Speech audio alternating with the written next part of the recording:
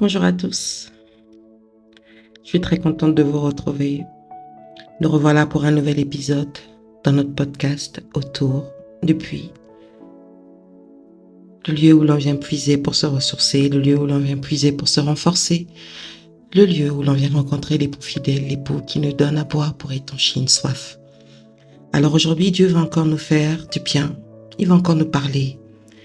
Et je crois fortement que cette parole, cette semence que nous allons recevoir aujourd'hui va porter du fruit. Dans notre parcours, dans notre pèlerinage, dans notre marche chrétienne, nous avons déjà eu au moins une fois, voire plus d'une fois, déclaré à haute voix que c'est décidé, on va tout abandonner. Tout enfant de Dieu, à 90 voire à 100%, a déjà dit en son cœur ou à haute voix, « Seigneur, pourquoi m'as-tu abandonné? Pourquoi ne m'as-tu pas arrêté? Pourquoi ne m'as-tu pas protégé? Pourquoi ne m'as-tu pas empêché de faire telle chose? Comment as-tu pu permettre cela? Moi, ton enfant, moi qui te sers, moi qui fais mon possible pour être sincère, pour être juste, pour être quelqu'un de droit, de libéral, généreux, travailleur, assidu. Je fais tout pour être une bonne personne. J'essaye, malgré les difficultés, d'être disposée et disponible pour les autres. Moi qui fais des dons et des offrandes, moi qui me sanctifie, c'est pas évident, mais je me bats pour être pure. Je me sacrifie. Alors pourquoi moi? Des questions qu'on se pose pendant des temps, pendant des moments, des périodes où nous nous sommes sentis salis, exposés, humiliés, seuls contre tous. Ces instants où au plus profond de nous, on a ressenti un goût amer, une douleur dans nos tripes, un poignard dans notre cœur, une faiblesse dans notre corps, comme si la mort venait de donner son dernier coup de grâce. Vous savez, le coup fatal où on jette les armes parce qu'on a ressenti le cruel silence de Dieu, l'absence mortelle de Dieu. Et même Jésus, l'exemple parfait à la croix, a demandé à Dieu, pourquoi m'as-tu abandonné?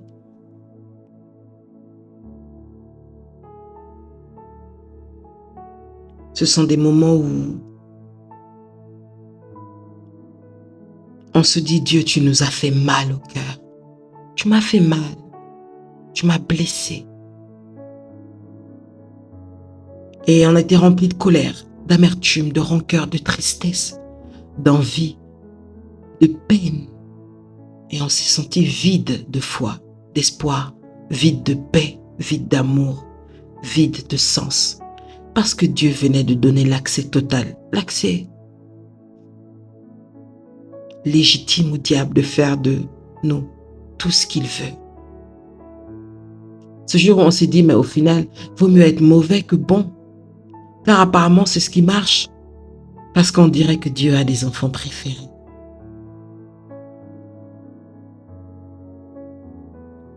Ces moments où même si on est entouré, on se sent tellement seul. Voyez-vous, Dieu sait toutes choses depuis l'éternité. Il dit dans Ésaïe 37, 26, « N'as-tu pas appris que j'ai préparé ces choses de loin et que je les ai résolues dès les temps anciens? Maintenant, j'ai permis qu'elles s'accomplissent. » Quand vous êtes entré dans les eaux du baptême et que vous avez dit oui pour l'éternité en donnant votre vie à Jésus, vous devez savoir que à partir de cet instant, chaque seconde, chaque minute, chaque heure, chaque jour et nuit, toute votre vie est entre les mains de Dieu et qu'il inscrit votre vie à l'école de Dieu, l'école de l'esprit, et que vous êtes d'office inscrit aussi sur la liste noire, la liste des ennemis à abattre du diable. L'être humain vit dans un corps, une machine physique et spirituelle qui est la plus belle, la plus puissante, la plus révolutionnaire et la plus mystérieuse création jamais égalée au monde, parce qu'elle est faite à l'image de Dieu. En observant l'homme, le Seigneur m'a montré l'image d'une voiture. Il m'a dit, vois-tu, dans l'univers complexe d'une voiture, chaque composant joue un rôle crucial pour assurer son bon fonctionnement. Chacun des éléments d'une voiture est comme une pièce d'un puzzle. Et si seulement l'un d'entre eux manque ou ne fonctionne pas correctement, cela peut entraîner des problèmes graves. Dans la voiture, nous avons le moteur, la batterie, les pneus, les freins, le système de refroidissement d'échappement de carburant. Nous avons aussi la carrosserie et ainsi de suite. Et parmi toutes les pièces qui composent une voiture, certaines sont indéniablement plus importantes que d'autres. Et pour l'homme, c'est à peu près pareil.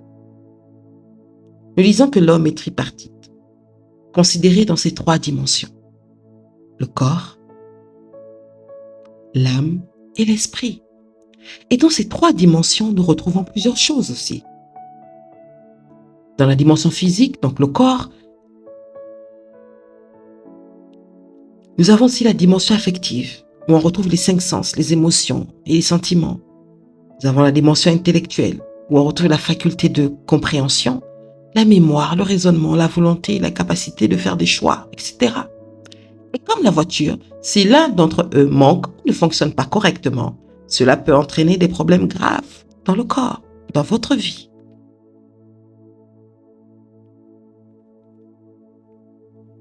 Nous devons savoir que notre corps, notre âme,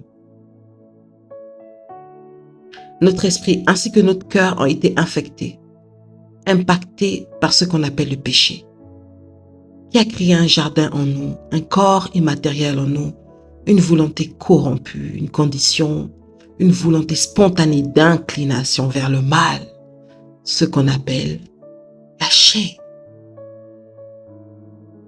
La chair. Notre chair. Alors, le cas du péché a été réglé par Jésus-Christ, qui au prix de sa vie nous a donné le salut. Il a accompli la loi pour nous faire vivre sous la grâce. Que toute la gloire lui revienne. Alléluia. L'âme est sauvée. Mais Dieu, au moyen de son esprit, va commencer un processus de guérison. Le puissant processus de nettoyage, de restauration et de transformation de tout le reste qui a été infecté. Donc le cœur, l'esprit, le corps. Et bien évidemment la chair qu'on doit discipliner. Et nous disons d'ailleurs que le premier ennemi d'un enfant de Dieu, c'est sa chair. Alors aussi longtemps que nous serons sur cette terre, comme des brebis au milieu des loups, nous devons nous mettre en tête que nous sommes en guerre. Nous sommes en guerre. Nous sommes en guerre. Car c'est tombé du ciel comme un éclair que le diable, animé d'une grande colère, se déchaîne sur les élus de Dieu. Et cette colère, il doit l'assouvir que par le sang versé. Dieu nous a sauvés afin qu'à notre tour aussi, nous sauvons les autres. Il nous a donné une mission, celle de gagner des âmes. Avec sa parole, à travers des ministères, des dons, des grâces que nous manifestons. Et le diable aussi, il a une mission, celle de les détourner en s'attaquant à ceux par qui Dieu veut passer pour sauver ses âmes. En tuant leur foi, leur zèle, en volant leur joie, leur espoir. Le diable n'a rien créé. Dieu crée et lui, il vient pervertir. Dieu crée la musique, le diable la pervertit. Il crée le sexe, le mariage, le diable vient le pervertir. Donc nous sommes dans un combat perpétuel.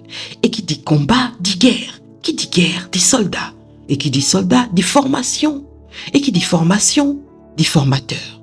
Qui dit formateur, dit école.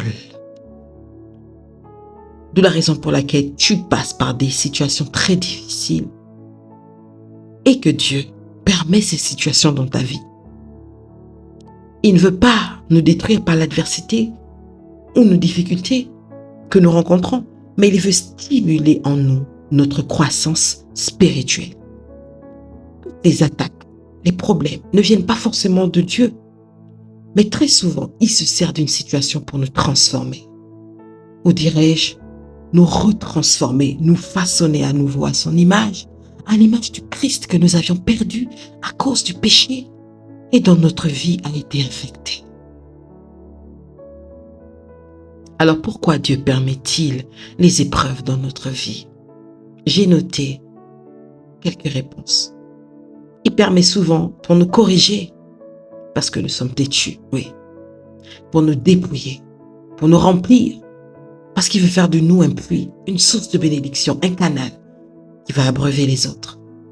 Il permet des épreuves pour nous former, pour nous façonner,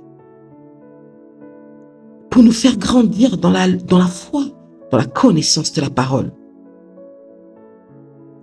pour nous révéler notre identité et afin qu'il se révèle à nous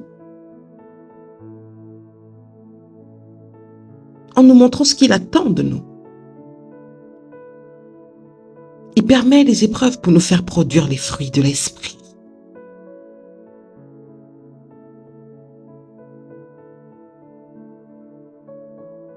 Parce que la chair, elle est faible. Donc Dieu va nous faire passer par le feu pour produire ses fruits. Il permet les épreuves pour que nous soyons dépendants de lui, pour que nous ne regardions qu'à lui, parce que Dieu porte le nom de jaloux. Alors pour l'histoire d'aujourd'hui, nous sommes dans le livre de Juge 11 et nous sommes à Galade. Et encore une fois, Israël fit ce qui déplut aux yeux de l'Éternel et l'Éternel les livra entre les mains des Ammonites. Et encore une fois, Israël éleva la voix et implora le nom de l'Éternel. Et la Bible dit, alors l'Éternel ne peut pas supporter plus longtemps les souffrances d'Israël. Et encore une fois, Dieu va susciter un libérateur que Dieu va tirer de l'adversité, de la souffrance, du rejet pour un but. Et il s'appelle Jephthé. Jephthé, un enfant né d'une mère qui était prostituée. Comme on dit couramment, une femme de mauvaise vie. Mais vous savez, pour un enfant, peu importe ce que représente sa mère aux yeux du monde, une mère reste une mère. La prostitution est sévèrement punie en Israël et considérée comme une malédiction. Et Jephthé en est le fruit. Il a des frères de la femme légitime de son père. Et à l'âge adulte, ses frères le chassent. À l'âge adulte. Donc on comprend que c'est une décision qu'il méditait certainement depuis. On devait sans cesse rappeler à Jephthé qu'il n'était pas le fils de la légitime, qu'il n'était pas l'enfant désiré, qu'il était un fardeau, un excédent parmi tous les bagages. Peut-être qu'il le violentait quand il était petit, peut-être qu'on se moquait tout le temps de lui, peut-être que la belle-mère ne s'en occupait pas, ne s'en souciait pas, ne l'aimait pas. Quand dans une famille vous vous sentez mis à l'écart et rejeté, vous savez, ça fait très mal. Ça fait très mal.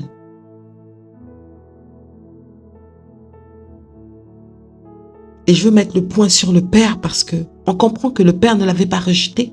Il vivait avec son père. Et vous savez, une étude a prouvé que la majorité des hommes qui se retrouvent en prison sont des enfants qui sont issus d'une famille où il n'y avait pas de père. Donc ils ont perdu les repères. Et nous le voyons encore aujourd'hui comment les familles se déchirent. Surtout lorsqu'il y a un héritage à cause du matériel et des biens. Certains sont même prêts à tuer leurs propres frères pour s'emparer du butin.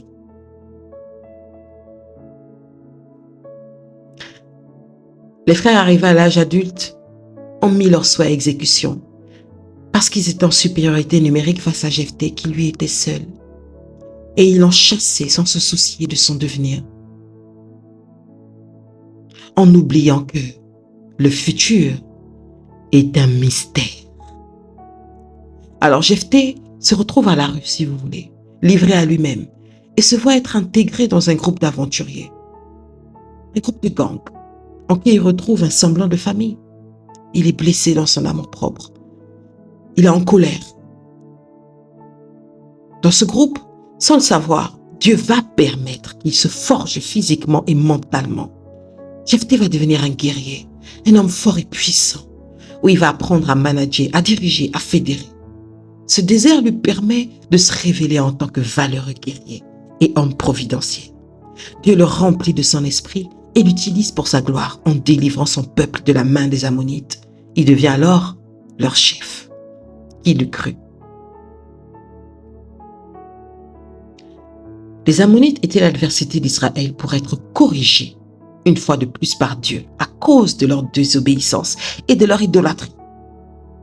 Et le rejet était l'adversité de Jephthé pour le révéler et être la bénédiction de son peuple. Une autre histoire.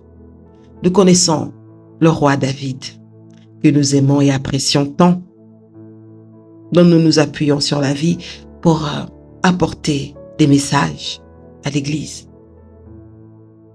Mais David était un homme aussi très compliqué. Un homme qui, après avoir péché avec la femme d'un autre, s'est vu être puni sévèrement, très sévèrement par l'Éternel. La mort est entrée dans sa maison par l'inceste à travers ses enfants, qui se sont entretués. David a tout perdu, son trône, son royaume, son autorité. Il a été humilié, bafoué, pas par son voisin, mais par son fils, le fruit de ses entrailles. Il a exposé et ridiculisé devant tout son peuple. David a dû fuir la honte, la mort. Vous vous rendez compte à quel point David a été rabaissé? Quand vous réalisez le niveau de combat, mais certains se seraient suicidés, d'autres auraient fait des AVC à répétition. David, le grand tueur de Goliath, un jour s'est vu être obligé de faire la comédie, de jouer au fou pour se cacher. Comme on dit au Congo Mawa, quand Dieu vous humilie. Et rendez-vous compte que c'est dans les moments les plus difficiles que David a écrit les psaumes les plus puissants de la Bible. Dans l'adversité. David ne s'est pas détourné de Dieu. Certainement, il pleurait en disant, mais Seigneur, pourquoi m'as-tu abandonné? Mais il est resté attaché au pan de la robe de son Seigneur.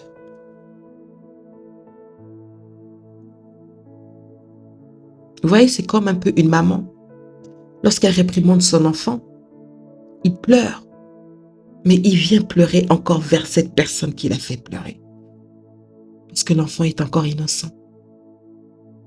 L'âge de l'insouciance.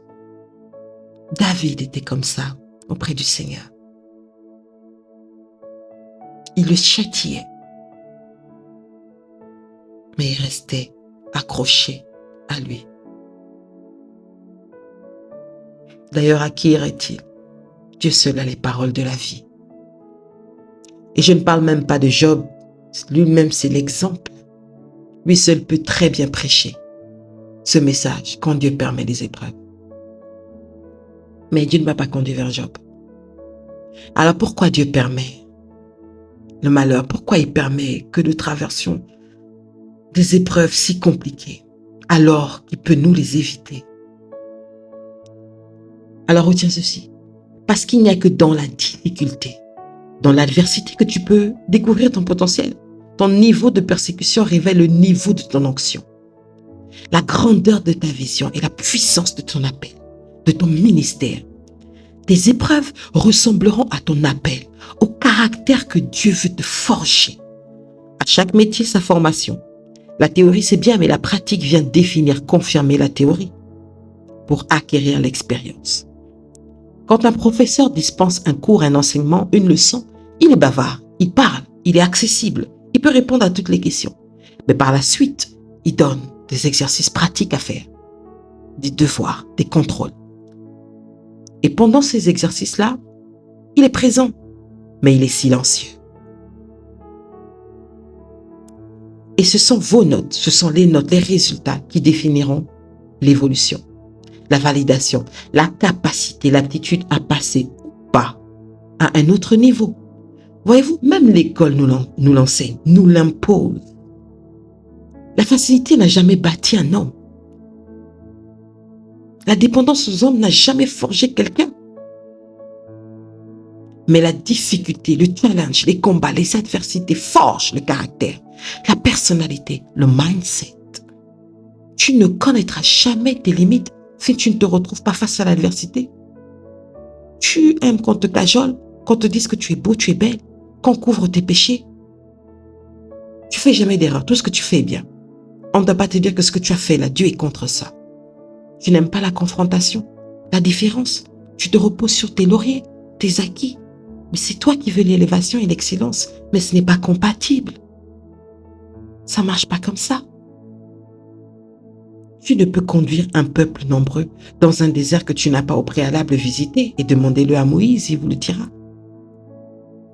Si Dieu te fait passer par toutes ces souffrances, c'est pour que tu sois fort et pour que demain, tu sois en capacité d'être une réponse, une solution pour les âmes qui passeront par le même chemin que toi. Tu remarqueras que tu auras toujours de quoi abreuver ceux qui te sollicitent. Parce que tu as payé le prix pour te faire creuser afin que tu deviennes un puits. Remarquons ensemble, la plupart des personnes dans la Bible que Dieu a utilisées puissamment, bien avant leur élévation, bien avant leur révélation au monde, ils étaient déjà en amont, au préalable, exposés à des environnements hostiles, des vies difficiles. Dieu les préparait dans le secret. Avant de conduire le peuple de Dieu, David était d'abord dans la brousse avec le troupeau de son père. Il était exposé à des situations drastiques parce que Dieu le préparait à une grande mission similaire, celle d'être un berger. Joseph était également dans une situation similaire, sorti du cocon du confort, sorti de la protection de son père.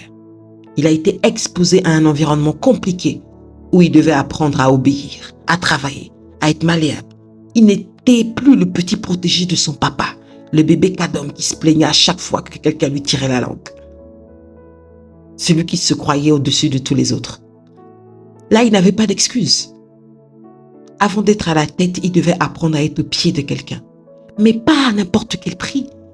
Il a gardé ses valeurs, il a gardé la parole de Dieu. Il savait ce qui était bon, agréable et parfait, et ce qui n'était pas aux yeux de son Dieu.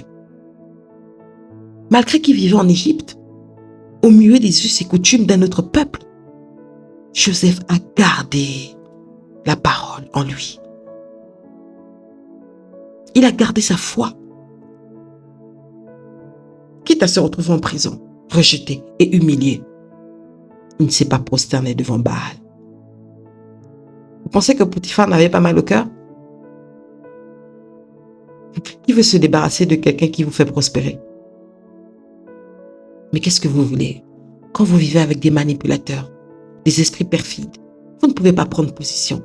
C'était sa voix contre celle de sa femme. Et la femme de Potiphar a eu le dessus. Et Dieu a permis, parce que encore une fois, il prévoyait de plus grandes choses pour Joseph.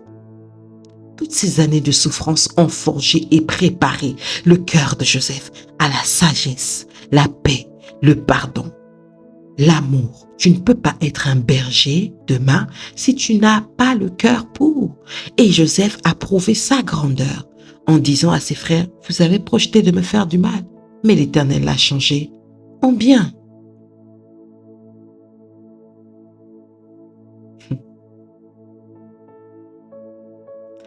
Quand nous regardons la vie de la belle Ruth, la vie de Anne ou d'Abigaël, nous voyons qu'elles n'ont pas eu une vie de tout repos. Abigaël était belle, elle était sage, intelligente. Et malheureusement, elle était l'épouse d'un homme qui ne la méritait pas. Un pourceau qui foulait la grâce qu'il avait aux pieds. Un homme violent qui la maltraitait, méchant. Un homme qui a refusé de se repentir. Le foyer dans lequel elle était a forgé son caractère, en quelque sorte, sa patience et son amour. Abigaël avait des blessures, mais Dieu a permis qu'elle sème avec l'âme pour moissonner plus tard avec des chants de joie. Après la mort de son mari, elle est devenue l'épouse de David. Abigaël est rentrée dans un mariage avec tout le potentiel qu'il lui fallait pour être une reine. Pour être l'épouse de David, il faut avoir le cardio. C'était pas n'importe qui. Et en plus, c'était un homme à femme. Anne, mortifiée par Pénina, a persévéré dans la prière, dans la foi, jusqu'à enfin obtenir sa grâce. Elle a pleuré. Elle a certainement crié à Dieu. Pourquoi m'as-tu abandonné? Elle avait l'amour de son mari, mais elle n'en avait pas les fruits. Le but du diable était qu'Anne abandonne, qu'elle n'espère plus, que sa vie se résume aux larmes et aux plaintes. Mais nous avons compris par la suite que c'est à cause d'une grande bénédiction qui l'attendait, celle d'un enfant et pas des moindres, un homme que Dieu a utilisé puissamment.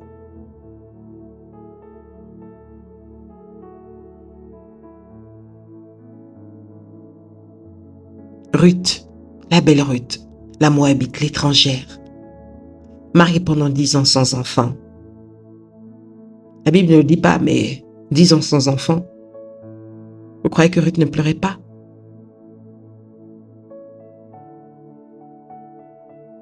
C'est douloureux. Et en plus, elle devient veuve. Elle perd tout. Mais elle garde une chose, la foi. Le Dieu qu'elle a rencontré dans son mariage, avec qui elle a fait alliance. Elle le suit à travers Naomi jusque dans la nation qu'il a choisie. Donc Ruth, en quelque sorte, a été préparée, forgée, façonnée dans la douleur, dans la pauvreté, dans le manque, dans le travail, dans le sacrifice, l'abandon de soi, l'abnégation. Mais elle a été fortifiée dans la foi pour un avenir glorieux. Parce que la foi aussi, c'est la bonne attitude dans l'attente. Qui de mieux que Ruth peut nous prêcher la gloire de la seconde maison? Il y a tellement d'exemples à prendre avec d'autres personnes. Dieu permet les épreuves pour nous dépouiller de tout ce que nous avons reçu en Égypte, dans le cœur, dans l'âme, dans l'esprit, et qui s'est transmis de génération en génération par le sang. C'est pour cela que ça fait mal. C'est pour cela que tu pleures. Car il veut que tu brises les chaînes, le cycle de retransmission des traumas de père en fils et de mère en fille. Il veut vider ton cœur de ses blessures, de tout ce que tu emprisonnes dans ton cœur. Tu as du mal à pardonner. Ah! Vous savez que lorsqu'on garde des gens dans notre cœur, ça engendre des maladies physiques. Oui, la tension, les AVC. Tu rumines tout le temps. Et le diable va t'emmener à cultiver cela, à nourrir cela, parce qu'il veut ta perte. Mais Dieu veut te donner sa paix et il te sera difficile d'être utilisé efficacement par Dieu pour son œuvre, parce qu'on ne donne que ce qu'on a reçu. C'est pour ça que tu as l'impression d'être dans un film d'éternel recommencement. C'est l'indicateur que tu n'es toujours pas prêt ou prête à être utilisé. Mais tu vas transmettre quoi? Les frustrations. Le monde est déjà assez compliqué comme ça. Alors, si on doit être conduit par quelqu'un de tellement frustré, ça va être compliqué. Oui, Jésus t'aime. Il t'aime. Il ne veut pas te détruire. Il ne te tente pas. Il t'éprouve. Cette situation ne te détruira pas. Mais tu dois en apprendre la leçon. Laisse-toi déchirer par le lion. La récompense se trouve à l'intérieur. Tu vas remarquer que le domaine, la chose par laquelle il t'éprouve le plus, face à laquelle tu te retrouves très souvent, c'est là où se trouve ta bénédiction. C'est là où se trouve la clé de la stabilité de ton succès. Si c'est la colère, le manque de pardon, l'impatience, tu seras très souvent mis en face des personnes, des événements qui vont te titiller dans ce sens. Tes enfants, ton entourage, ton travail, ton époux, ton épouse, tes frères et sœurs de l'église, qui vont te demander de manifester ce qui te manque. Mais toi, au lieu de les prendre comme des formateurs, tu vas les prendre comme des ennemis. Et résultat, retour à la case départ. Les mêmes causes produisent les mêmes effets. Dieu va permettre que tu perdes parfois beaucoup de choses, que tu passes à côté de certaines choses, que tu rates des examens, des opportunités pour te faire grandir dans la foi. Dans la foi. Dans la foi. Abraham a espéré contre toute espérance.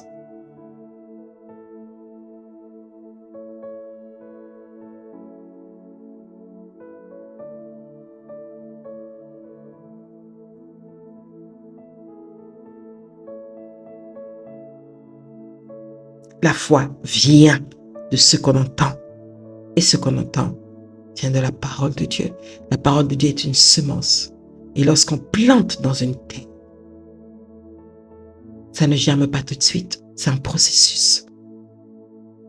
Ça prend du temps.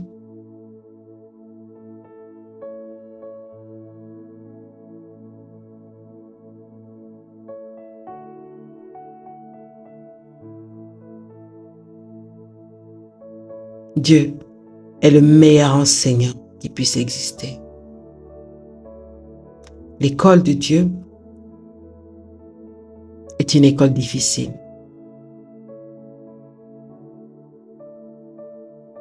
Mais laissez-moi vous dire, ce qu'on y gagne n'a pas de prix. Est-ce qu'il ne vous est jamais arrivé de dire « Ah, si je n'étais pas passé par cette situation, je n'aurais pas acquis cela. Je n'aurais pas connu ci. Je n'aurais pas fait cela. » Dieu il le savait, mais c'est vous qui êtes étonné. Ah, je bénis Dieu pour cette difficulté. Je bénis Dieu pour ci, pour ça. Parce que grâce à ça, voyez-vous, dans l'épreuve se trouve un trésor. Mais il faut accepter. Parce que l'épreuve est imposée par Dieu. On ne la choisit pas. Si on en avait la possibilité, on ne l'aurait pas fait. Et Dieu le sait. Alors il impose au moment où on s'y attend le moins. Le livre de Jacques 1 déclare, à partir du verset 2, « Mes frères, regardez comme un sujet de joie complète les diverses épreuves auxquelles vous pouvez être exposés, sachant que l'épreuve de votre foi produit la patience. Mais il faut que la patience accomplisse parfaitement son œuvre, afin que vous soyez parfaits et accomplis sans faillir en rien. » 1 Corinthiens 10:13, « Aucune tentation ne vous est survenue qui n'ait été humaine. Et Dieu, qui est fidèle, ne permettra pas que vous soyez tentés au-delà de vos forces. Mais avec la tentation, il préparera aussi le moyen d'en sortir, afin que vous puissiez la supporter. » C'est dans le calme et la confiance que sera votre force. Alors, tu as compris. Dieu ne t'a pas abandonné. Comme dans cette image que j'ai choisie pour illustrer ce message, il est là, mais tu ne le vois pas, mais il est présent. Il veut juste te faire grandir, te faire grandir.